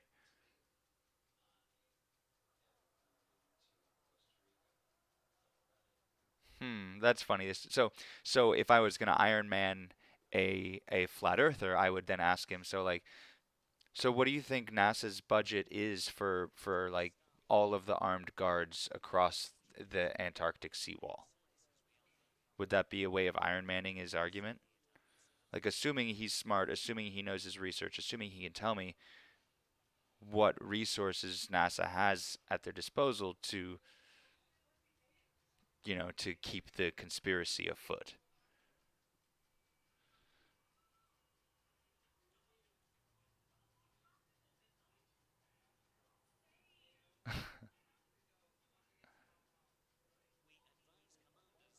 Okay, neat. Yeah, Bob, I've been showing this off at every stream. I got this book for Christmas. Um, I adore it, Skeptic's Guide to the Universe. I mean, it is chock full of interesting cognitive tips and tricks and um, some amazing breakdowns of skepticism, pseudoscience, neuropsychology, metacognition. Um, it's really, really a neat book. Neat podcast too. Um, so anyway, man, we just cleared 2 hours. I think that's probably a good place to call it for the night. Hey, Commander Guru, thanks for the follow. I appreciate it, man. Just so you guys who are here know, what I'm planning on doing is kind of going through until I'm gonna aim for affiliate. Why not? See how it goes. By the time I hit 50 followers, I'm gonna establish a set stream schedule. Um, I haven't decided quite yet what it will be, but and then at that point we'll all know what we're about. But we're just gonna see it. Steel Manning. Uh, okay, got it. All right then. I am gonna hit the hay. It's getting late for me now, and I'm actually gonna sleep tonight, unlike last night. So, thank you very much for stopping by and chiming in. I appreciate the conversation. Yeah, keep your boats chilly out there. Keep them chilly. That's what I learned. And yeah, if you wanna fool around and learn some cool stuff about your place in the galaxy and in the universe, have a look at Celestia for your own edification. Look at the galaxy. It's full of stars. It's full of stars. Good night, everybody.